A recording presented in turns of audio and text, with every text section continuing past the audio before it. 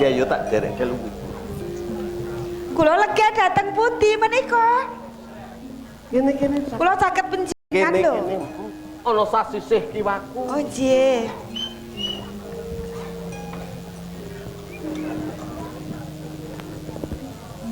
Sekar Taji. Dawuh dalem Kang Mas. Mbok menawa dadi tandha pitakon ing sajroning atimu. Ing mangka nalika semono pun Kakang kuwi minta pamit. Lamun to jengkaripun Kakang bakal mbebedat pikat golek sato kang kinarya isen-isening Taman Sari Tambak Boyo.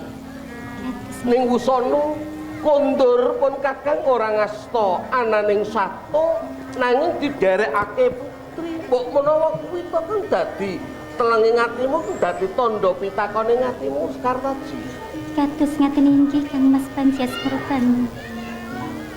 Aku bisa nodo, aku bisa nemoho atining wong wadon mono arepa ora ing ucap ing laire nanging batine ngandhake kaya ngono. Kang Masku kok kondur ngasta putri kan njur putri sapa? Gek-gek kae ngono, mbok menawa ngono to tak kandhani. Ing sajroning alas gong liwang-liwung bebasan wiwit esuk nganti suruping surya pun Kakang bedat pikat golek sato elok ing jagat. Ora ana sato babar pisan kang kemliwer. Ing mangka prasetyaning atining pun Kakang udaneni apa kang dadi kekarepamu kanggo jejangkep isen-isening Taman Sari Tambak Boyo. Wusana ana saperangan sardula teku bakal mangsa marang aku.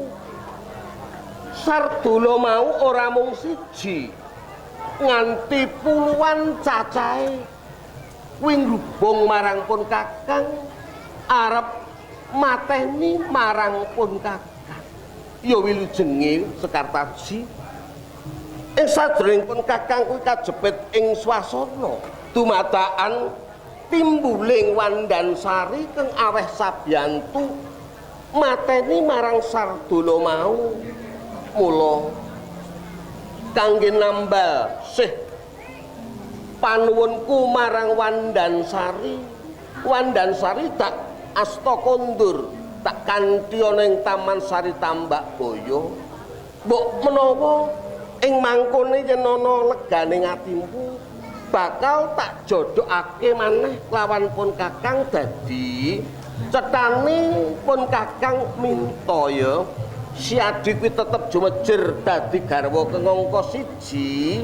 Mangkone Wandan Sari kuwi tak dadekake garwaning pun Kakang kang angka 2. Ya, mula Raden iki ana wektu kang mirunggan banget tak keparengake si Adi lan Wandan Sari sapejagong luwih dhisik kanggo ngraketake ya mbok menawa ing mangkone ing antarane mbok wek lan mbok nom bisa manungkul dadi siji gumolong rak ya bejo aku rak ya ngono to. Mula prayogane ya pun Kakang tak lerem dhisik. Oh ngaten iki. Disrawungan ya Wandan Sari kata. Monggo.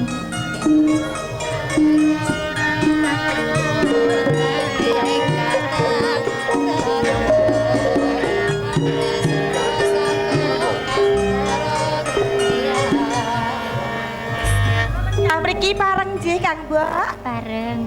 Ayo pinarak. Lah kursi kok apike kaya kene. Sliramu kuwi asmane sapa?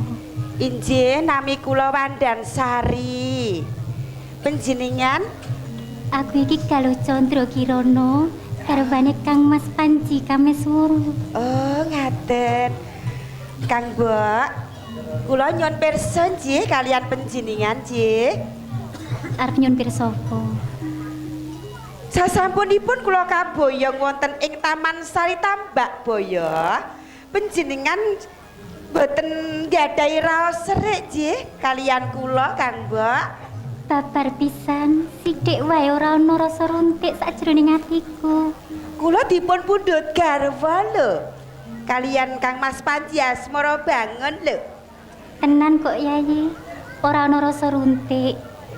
Aku ki tresnani seleramu. Nggih. Kaya aku tresnani badanku dhewe. Oh, ngaten. Tenang.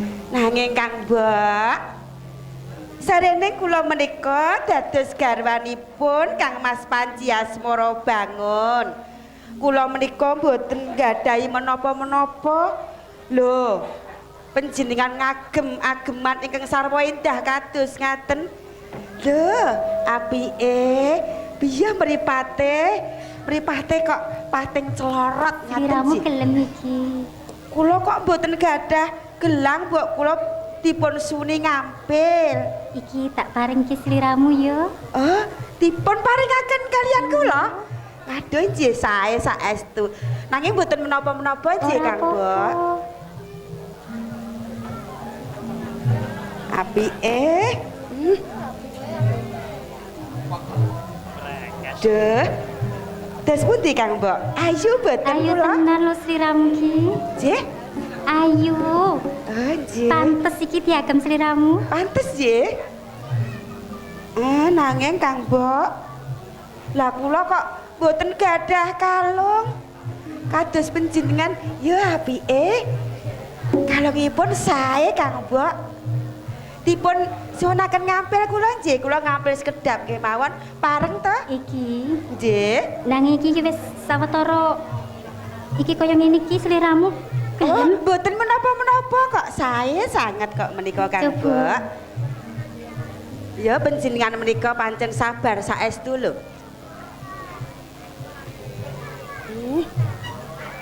Duh, Gini, mripate pating celorot. Pating Coba celorot. ya rek maneh.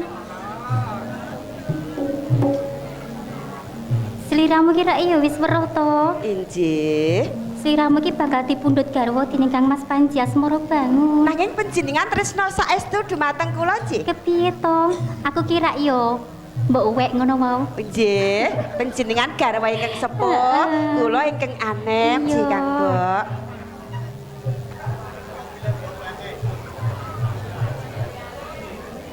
Ya. Menika kok sae Kang Mbok. Piye? Lah menika sesupe kok endah kados ngaten. Kula kok boten gadah. Yayi, Nggih. Kang mbok nyun ngapura yo. Yen sesupe iki Kang mbok ora saged ngulungake. Tak paringi sing iki wae yo. Boten menika awon ngaten kok. Iki Saya apik. menika lho Kang Mbok. Liya dina wae tak pundhutake yo Yayi yo. Boten menawi boten ageman panjenengan boten kok. Sesupe iki paringane Eyang Putri Suwargi dadi Kang mbok ora saged ngulungake. Oh, menika tilaranipun Eyang Putri Suwargi Kaya mangkono. dipun paringaken panjenengan. Iya. Ning rak ngaten Kang Mbok, sarene kula sampun dados kadang panjenengan. Betenipun menapa cobi? Panjenengan ngagem, kula ijih ngangge Kang Mbok. Ngampil sekedap kemawon. Sing Mangke iki kula kunduraken. pangapuramu yo diajeng yo. Mengko tak suwunake Kang Mas Prabu Kameswara yo. Boten ning budhutaken kula boten Kang Mbok. Menawi boten ageman panjenengan boten. Nanging sesupe iki mangerti yo diajeng. Ora bisa uwal saka aku. Uwale sesupe iki bareng lan onsate nyawaku dia. Menawi ngaten panjenengan boten tresna dumateng kula lair tandhesing batos, tresna panjenengan namung lair dumateng kula. Kang Mas! Kang Mas! Kang Mas Panji!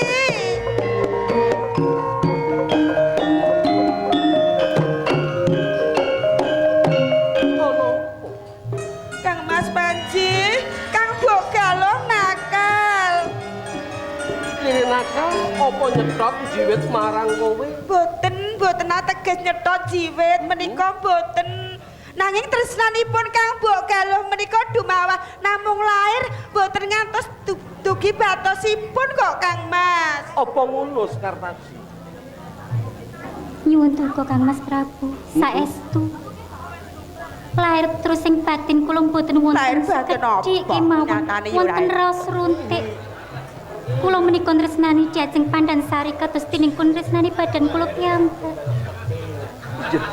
Aku Karo Pak Heri yo engko. ngarep seliramu kondo yen to gelem nampa Wandansari sak wutuhe lamun to Wandansari ing mangkone bakal tak pundhut garwa. Iki mau tak kongkon sesrawung, mbok menawa Wandansari kuwi duwe panjaluk, reh dene sliramu wis suwe kawetara ing papan kene mbok menawa bisa nuruti marang kekarepane Wandansari rak ya ngono. Dadi mbok uwek iki rada ngalah sithik. Dadi mbok tuwek ora gelem ngalah karo sing enom.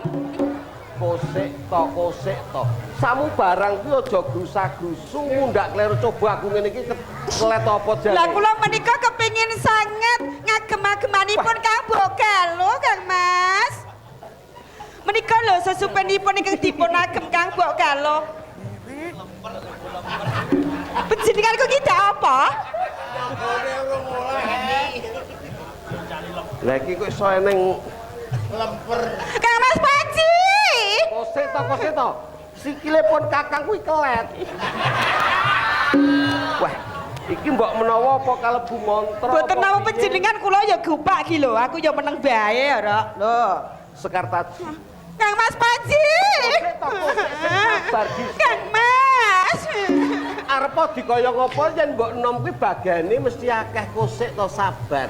Samu barang ki dipetung. Ya. Kula kepengin sanget agemanipun Kang Sekarang- Bogal lho.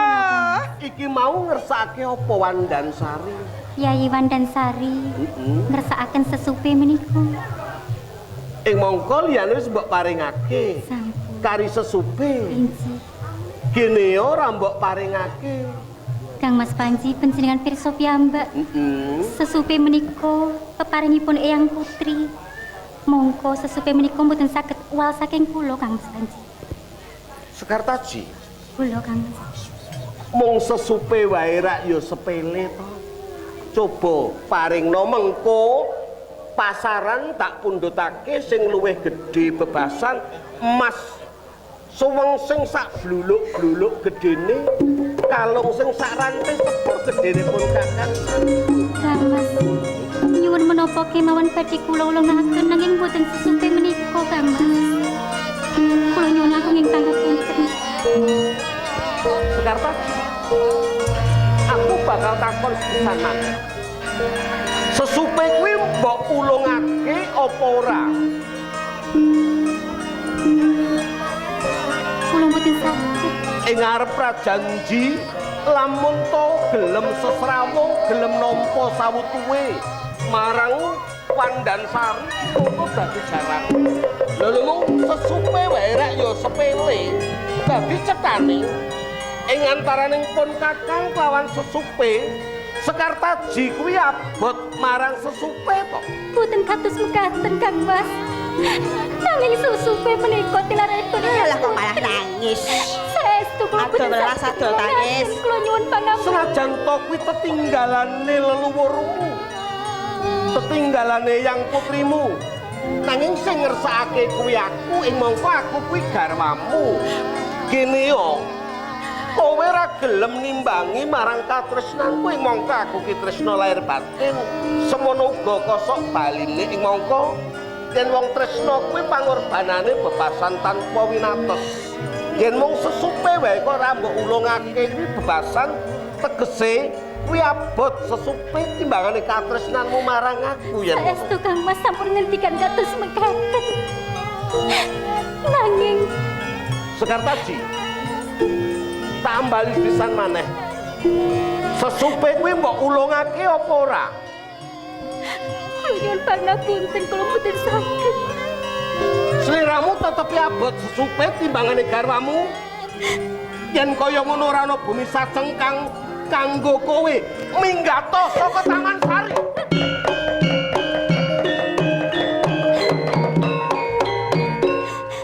Nuwun sewu Kang Mas. Menapa sampun panjenengan penggalih atur panjenengan menika. Tresna mono kudu nggawa pangorbanan. Pangorbanan lair uga pangorbanan batin. Kuwi wis trep. Kuwi wis dadi paugerane wong bebrayan. Nanging yen to sliramu tetep uga ora gelem ngulungake sesupe marang Wandansari, tegese kowe wis nyiwakake tresnamu marang pun kakang. Mula pisan maneh yen ora mbok ulungake sumingkir saka Taman Sari Tambak Boyo. Menawi mekaten kepareng kula nyuwun pamit Kang Mas. Minggat.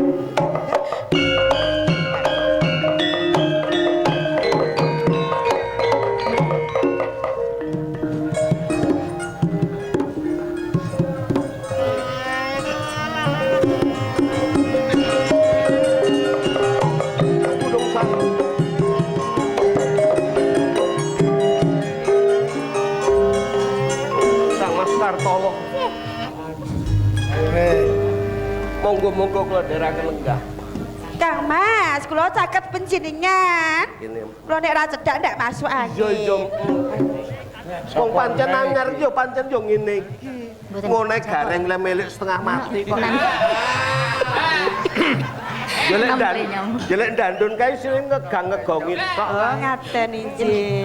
Ela-elu gareng malah ngiler. Oh, ngaten. Nuwun sewu Kang Mas Panjasmara Bangun. Kadang wong bagus Gunung Sari. Katemben kemawon nalika kula badhe lumebet wonten Taman Sari Keputren Tambak Boyo. Kula mangertos kadang kula sepuh Kang Mbok Galuh Candra Kirana menika medal saking Taman Sari Keputren kanthi kembeng-kembeng. Semunipun wonten perkawis lan wonten bab kanthi netesaken waspa.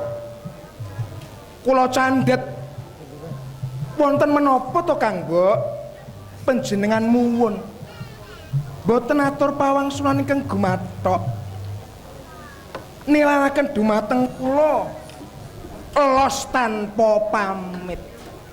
Mila kadaya kula kepengin pinanggih dumateng Kang Mas Panjasmara Bangun trenanipun wonten perkawis menapa lan kahanan wonten ing Taman Sari Tambak Boyo. Yai Gunung Sari, sethithik aku uga bakal kandha marang adikku.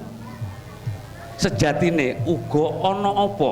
Nah, monggo. Aku kepengin mangerteni ana dardah, ana samadyaning ruwang. Dak kira aku bisa lan sethithik aku kepengin ngerti apa to sababe nganti dumadi dardah kang kaya mangkono Yai. Kang Mas Kartolo. Iya. Kadang wong bagus. Kang Mas Panji. Iya. Asmara Bangun. Ora gak selaki. Pancen ing kasatriyan Tambak Boyo mentas wae ana samu barang kang beda ing antaranipun Kakang kelawan Mbak Yu. Bentenipun Lumrah. Wong bebrayan kuwi beda panemu kuwi lumrah. nggih. Ora dadi kaya pangopo, aja mbok gedhek-gedhek. Mung ya ngene tak kandhani. Sebabe kuwi Wandansari ngersakake sesupe. Ing mongko dak reripe. Wong ali-ali wae lho regane pira. Pasar kliwon pasar wage ngemplak kae pirang-pirang. Sesuk bakal tak pundhutake sing dak kersake.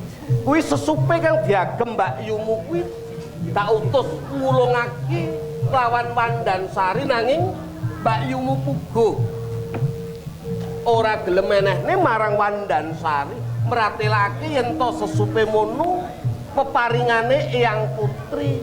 Yai Gunung Sari, tak kira boyo bener mungguh kandhane si Adi kang kaya mangkono Yai. Kang Mas Panjasmara Bangun. Gunung Sari. Lugunipun kula mboten tumut cawet perkawis keluarga wonten Jenggala. Nanging menawi kula mangertos kahanan Kang Mbok Galuh Candra Kirana niku kadang kula sepuh. Niku kadang sing kula tresnani. Ing Tegalan Mentala. Kang Mas Panjasmara Bangun nundung dumateng Kang Mbok Galuh Candra Kirana mung perkara wong wadon sing papan tunuwe. Gunung Sari, aja njur kleru panampa. Niki cetha, lara lho ati kula. Lara ya kena nanging tak kandhani lho. Sliramu durung nate omah-omah. Kula ngerti tahu omah-omah. Wong omah-omah mono antaraning siji lan sijine kuwi beda panemu lumrah. Mung perkara ngono wae, kudune lak ya dirembug sing apik dadi ora ngantek ndadekake derdah. Lho ening perkara sithik sing digedhake mung lunga saka ngomah. Kuwi apa pantes? Kang Mas Panji, wong sewu nggih. Bener. Gunung Sari urung tau omah-omah. Urung tau ngrasakake urip bebrayan karo cedhak wong wedok. Ning kula melu ngrasakake. Kepiye panelangsane Kang Mbok Galuh Candra Kirana? Saben-saben Kang Mas Panjas Morobangun nileraken Tambak Boyo. Mung perkara wong wedok. Saben-saben Kang Mas Panjas Morobangun kuwi duka. Mung perkara bocah wadon. Mongko Kang Mas. Yen undraning perkara mung para sesupe. Sesupe menika tilaranipun Ibu Ratu Prameswati Kediri. Lamun umal saking jari manis ipun Kang Mbok Galuh Candra Kirana niku barenge pecate nyawane Kang Mbok Galuh. Monggo beda panemu lho ya. Wong sewu. Yen to ngeboti marang sesupe ing mongko katresnan marang aku kuwi lahir batin jarine. Ning nyatane pun Kakang ngersakake sesupe wae, Mbak Yumu ora bakal ngulungake tegese Mbak Yumu ngeboti ali-ali timbang tresnaning pun. Ngoten. Yen sampean tresno karo Kang Mbok Galuh, ya gene wis cedhak rung wedok. Ya gene cedhak rung wedok. Wong lanang. Wadon iki Saya ngerti bokong gede lambe abang, yo kegeliwang. Gunung Sari. Padune ya meri ya kok. War meri. Saklim Bokong gede mare duraka.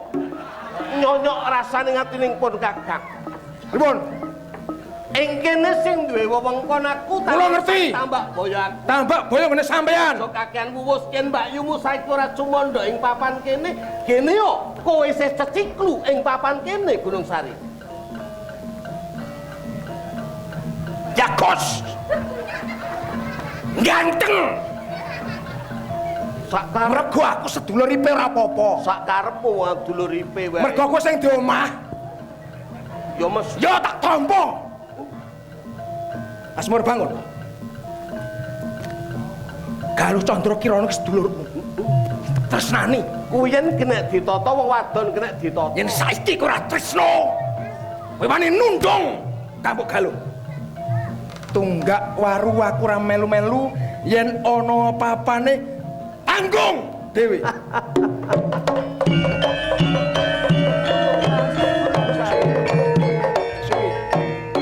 Kang Mas Kartolo.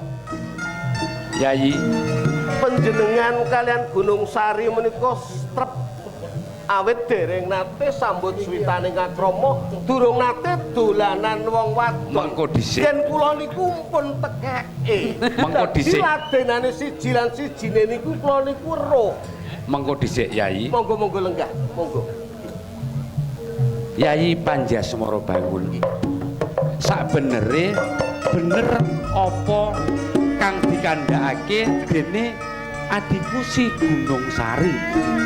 Awit nalika sira dadi temanten kalian Dewi Sekartaji disekseni para sesepuh, disekseni para rama lan ibu apa ora ngleling semi yen to kedadian kang kaya mangkene Yayi.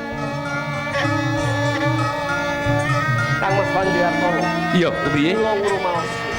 Katresnan mengeten suci, indah, mila ingkang saged nemtokaken tresna menika sanes sinten-sinten senajan to menika wonten para pinsepuh, para pepundhen ingkang estremi.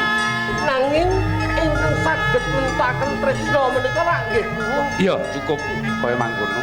Senajan dikaya ngapa? Wong jejodohan kuwi butuhe kerukunan Yayi. Aja nganti digawe dardah. Yen bisa ayo diupadi ana ngendi papan dununge Dewi Sekartaji supaya dimen nyawiji nunggal sawiji. Monggo sekesaken kula badhe lerem yen.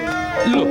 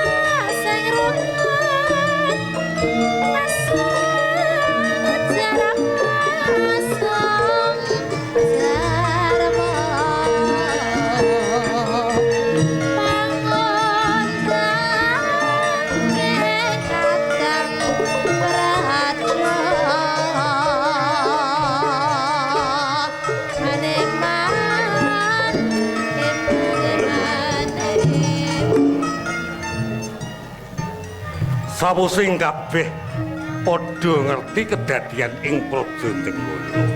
Nggih. Kowe ndak wae ngerti. Supaya mangku anggonmu mengku kurekunan ing antaraning praja lan praja aja nganti ana kang cengkah. Wajibamu piye, Dupa? Lho nggih, Sang Resi. Anggen kula tetanen nggih pari, jagung, kabeh lemu-lemu. Kuwi kucing lho lemu-lemu. Iya. Aku ya matur suwun bengi iki nyatane akeh sing bantu ora ketang bantu donga. Nggih, waton bebas mawon. Ya ngene lho kabeh ki ngomong ngleluri budaya. Leluri budaya. Supaya apa kang tinandur ana ing sadurunge tingkah laku lan tumindak aja nganti keli kalawan ombak ing jaman. Oh ngaten Sang Resi. Ya. Mbok menawa ana kedadian kang ora sak mestine krana yen tak rasa saya ana bedane kalawan kahanan kang manggon ana ing Gunung Wilis. Umpamane napa? Manek kopine apa ora? Dereng. Aku ki ngene lho ya. Ya muga-muga besok yen kowe dadi punggawa praja. Muga-muga lho ya. Aja sok seneng budhek karo micek. Oh. Apa meneh kowe seneng wareg? Lah mboten wareg pripun? Yen kowe pamer betah luwe akeh kawulamu sing ora iso mangan. Oh ngaten. Nggih. Yen kowe niat tulung nganggo teken tanggung jawab. Ngerti marang sajroning winarah nandur pari mesti bakal tukul pari. Nggih mboten wonten pari tukule suket. Ana nandure kejeron. Oh. Sik tas sajake ana apa ta iki? Kok beda kelawan kahanan.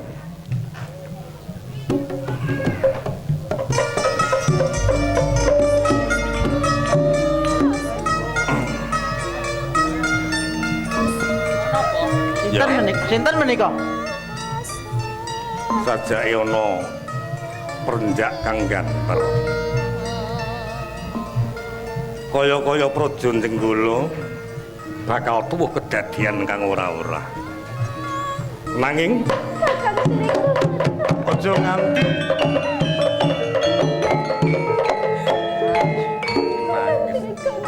apa Kok moro-moro nangis Mbok Dik? Weh.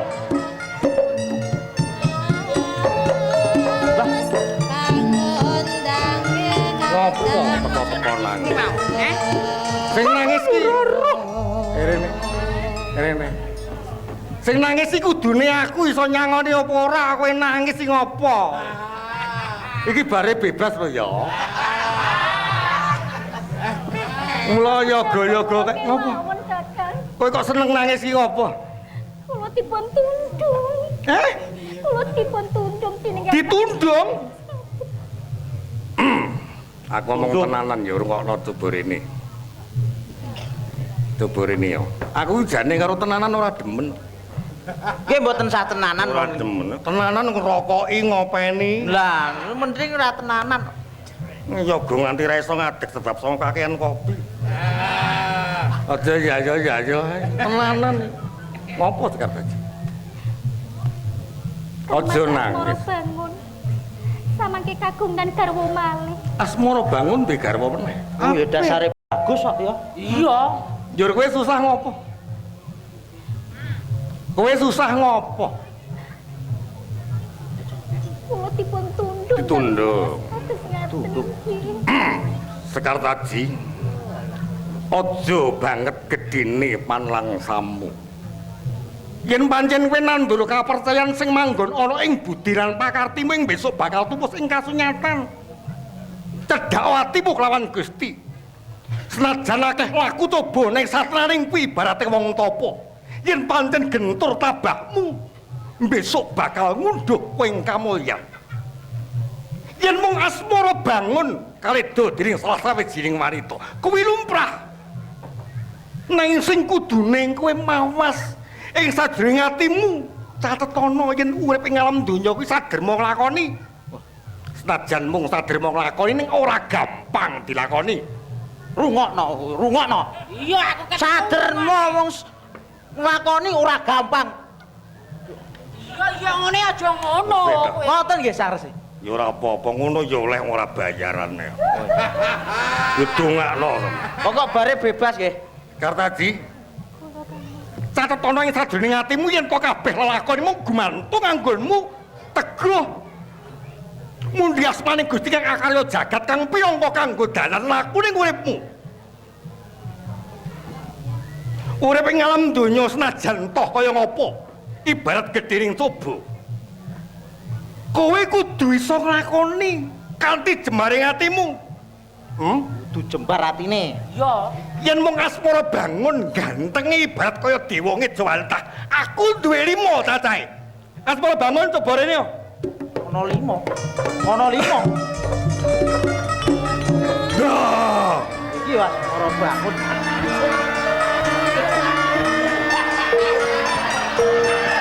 Ira. Iki sesi sing pertama.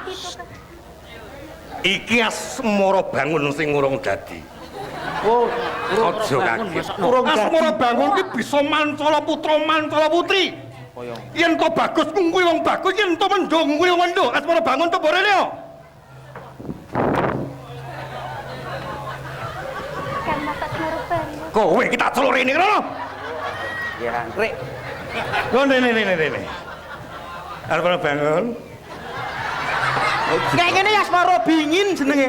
Asmara bangun kok ngene lho. Lakune piye to lak toprak iki Ngene. lakune piye? Wong aku ora tau. Asmara noprak. bangun iki mlakune ngene. Ngene.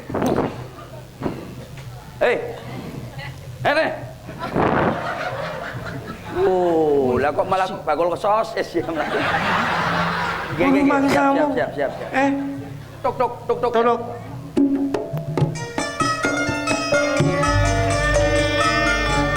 Asmara bangun. Sekartaji itu bawa waspadakno garewamu Sekartaji. Ayo aja tenanan, ayo.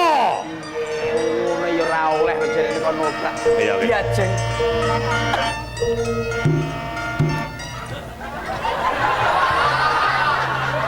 Apa seliramu ora mangertosi yen to ana bebono. Terus kok bilih omong apa aku jane iki. Adik, ngomongku piye? Ngene. Piye ngomongku piye? Omongke sing apik. Mulane dicatet nek ngono ki kok. Mau ora diomongi kok. Nek bos-bosan iku batakne. Sekartaji garwaku wong ayu. Suwe pun pekakang ora ketemu kelawan tiramu dadi kapange. Lah mau ketemu ning kono omong-omongan suwi men ra tau ketemu. Lah mau omong-omongan ning kono nyapa. Iki tae goblok. Sorry. Piye? Siap, oke, Bro. Sip. Kaya ngono. Suwi ra tau ketemu sliramu ono nang ndi wae diajeng. Kendang ngono, jangkrik ira temene. Kene. Ya lungguhmu ora kono to, Le. Lungguhmu kene. Terus wedok. Ah, sing wedok kene. Kene. Aku tak crita rungokno.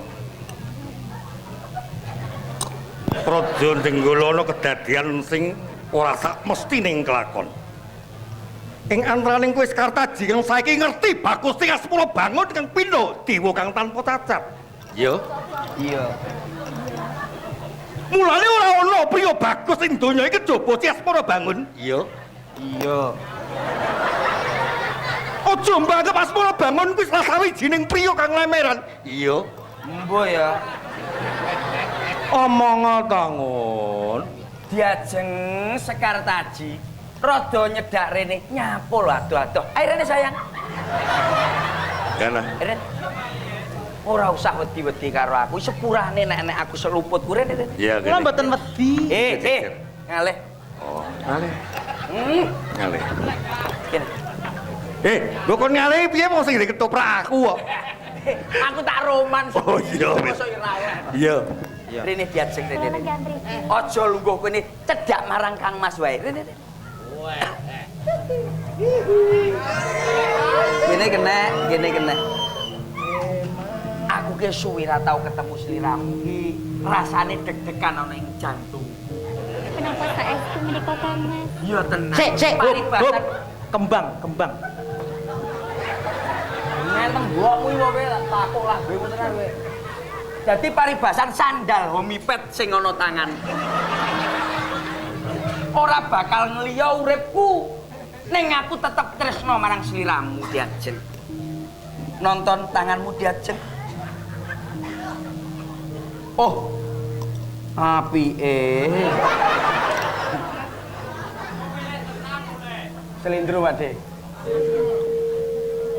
Roman iki terserah. Akeh iki lho dadi toprak brengosan barang ya iki. Rata Reni. Eman.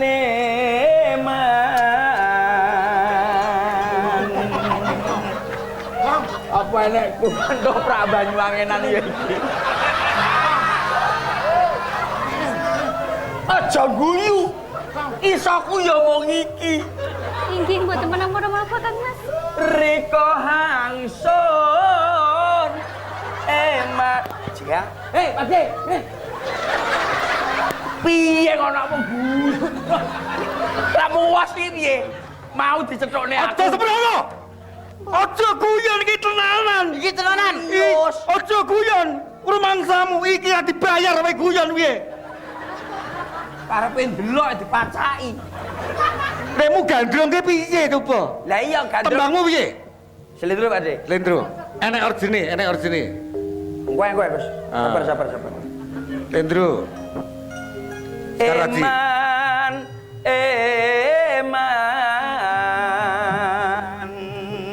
Aja guyu ya. Riko hangsun eman.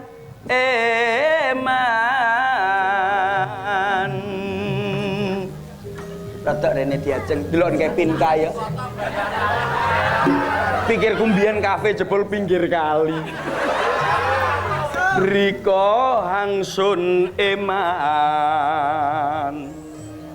Sun eman yo temenanan.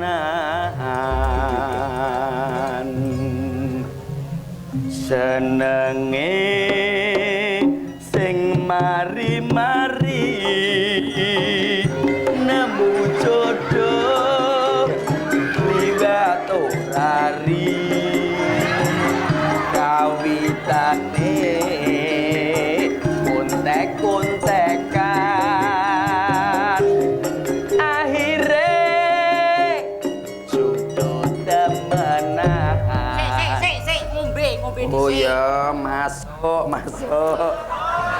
Ben aja serak. Awake dhewe iki masih bersama Cleo. Dan masih didukung homipet. Isun sing ngira sing nyangka Dik. Isun jodoh ya ambirika. Ngomong guyon ya kawitane.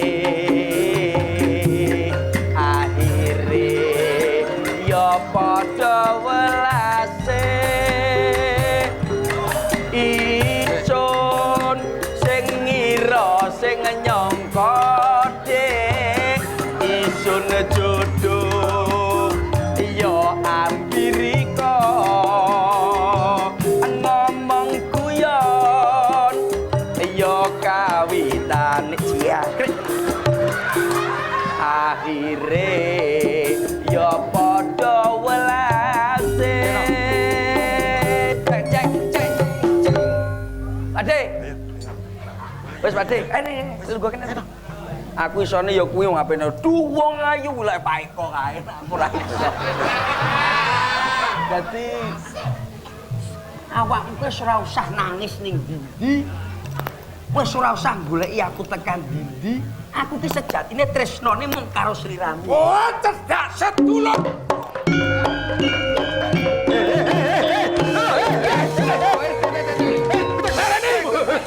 Minggir. Yang sat. Loh. Bandim sadar. Hei, woi. Iki lho mbok untar jangkrik. Weh, tembok neh. Sapa iki? Piye? Sapa sih? Asmane. Saya rene. Maka peti ya kowe. Rene, lungguh.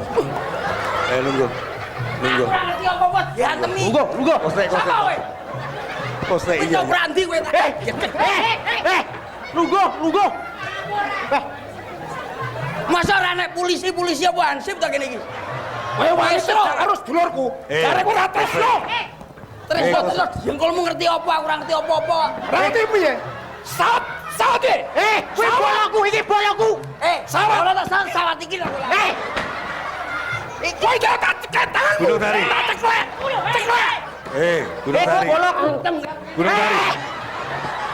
Gunung Sari. Tak unter dia. Jangan ngene. Gunung Sari coba ini. Ngopo? Loro atiku. Kosek. Ngopo? Kang Mas Resi Cugonto. Kadang kuleng kula tresnani. Kanggo galuh Candra Kirana. Lah, Menika tunduk. Wis ora melu-melu kuwi. Jare kula ngesro, jebul bocah cilik ceblok. Sorry. Kowe ning mburiku. Nggih. Gocekan aku. Ora teng pundi? Kono. Kowe ora ngerti. Ah iya sih. Kang Mas. Kula. Iki mbok kira apa? Lah jare kon gocek ngene kok. Aku ora Gunung Sari. apa diantemi. Apa sing mbok tindakke? Pangapunten. Kula wani dumateng Kang Mas Panjasmara Bangun. Sebabe tumindakipun nalingsir saking bebener. Asmara Bangun. Nggih. Iki dudu Asmara Bangun sing iki gosok. Kowe urung ngerti ceritane kok. Tantem tenan kowe. Piye? Pani. Kosek. Gunung Sari.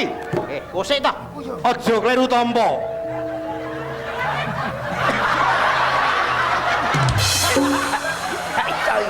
Lah apa? Aku dikai kremes cilik menil. Lah ngono gedhi aku cuwilik. Tamu kerismu mungkret. Ya. Gunung Sari. Kang Mas Resi Curiganoto. Yen kowe ketemu Asmara Bangun ning jenggala kae satrane iya. Nanging iki dudu Asmara Bangun. Lho, kowe kudu nyembah iki kakangmu Bancak. Ayo nyembah. Hei, Kang Mas Panji Bancak. Ayo, Pak. iya toh. Kang Mas Panji Bancak. Tuhan to Kang Mas. Woi. Pangapunten. Woi. Kula ngapun Kang Mas. Woi. Ya apa? Sik, terusno koweri tenan iki. Gunung Sari. Gunung Sari. Pangapunten. Kakang, kene. Kang Mas Resi Curiganoto. Kowe Menika kados pundi laranipun? ngene. Krana sangka Asmara Bangun Nggih. wis kagungan garwa. Ngaten. Kartaji bingung atine. Aku gawe Asmara Bangun. Ora ana liya kejaba kakangmu Bancak. Lah, Mulane aja sok gampang kesusu. Mundhak ketluru. Takok eling lan waspada supaya kowe weruh jatine kuwi sapa. Elek-elek kaya bedes iki kakangmu. Kudu lah. eling lan waspada ngerti ora? Keluargamu nyuk iki kalau aku bedes. Sorry. Sutradara biasa. Lah kon mbayari yoga ngapok kowe. Jadi bebas mulie.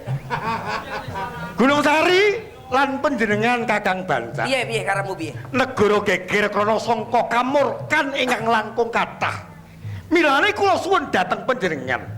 Senajan to kados menapa priyan kedah saged ngentasing karya. Siji mangsulaken kamardikan lan katentreman ingkang supados praja jenggala menika ketaman ayem lan tentrem. Ingkang angka kalih kula suwun panjenengan gandeng kalih Kartaji dumunung utawi tumuju wonten ing Bandar Segoro. Menawi sampun dugi mriku Kakang, priyan pasrahaken Sekartaji nanging panjenengan nyuwun 40 dina. Dadi ratu ana ing Bandar Segoro. Yen wis mengke kula sak wingking jenengan. Oh ngono. Nggih. Ning pikir aku mung siji. Menapa ingkang dipun? Alah dadi apa? Aku tak puas sepisan. Oh iya. Etok-etoke. Jadi aku njaluk kratone 40 dina 40 bengi Sak bojone. sak bojone tak jaluk. Ki engko ning kono enak apa nek harapan Pak Rono. Bisa lho tak tekoki jurusan ndi. Sampeyan niku nggo. Wong iki sarana, iki syarat. Aku tak rono. Ngeten. Kartaji, Ayo melaku, Ji. gelem ora gelem Oso Ji. Iya lak nyeluk piye aku ora tau noprak lho. Heh. kok kira marji lho ya. Jenenge sekartasi. Diceluk se ya ra penak, Ji ae penak. Ayo Ji. Sekartaji, garwaning pun Kakang Tuba kowe caketos Sekartaji. Budal ten Bantar Segoro. Ya, tak Lian kula gawani pusaka. Kula suwuk saking wingking. Yen mangke enten napa-napa aja kaget. Jare madhep mriku. Niki kadas napa panu? Iki ngono koreng. Nah koreng kok takoni. On. Ayo, budal. Kartaji budal. Mlakunipun saking mriku mlampah mriku. Hei. Tuh kok anggenipun mlampah. Ya ternyata. Lakune piye? Anggenipun mlampah. Lho. Gagah. Kados Sawang yo penak. Kang Mas Resi Wiganata. Yo. Aku tak budal. Yo. Lagi digandeng. Balanono piye? Piye? Aku ki ora iso nyekele piye. Harus Kartaji gandengnya Kartaji. Kartaji, jejer kono. Nanti Aja tenanan lho ya. ora.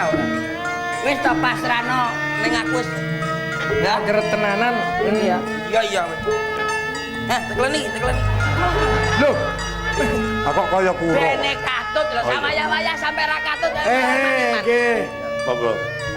Aja dhuwur-dhuwur, suwek. Monggo.